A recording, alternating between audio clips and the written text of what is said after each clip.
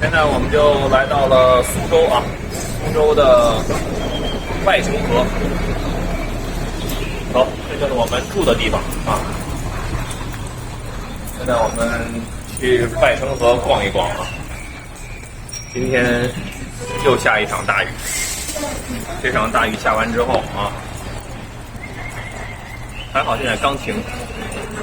这叫平齐山园是吧？好吧，就这个名字。应该是平齐火园这。就是著名的外城河啊。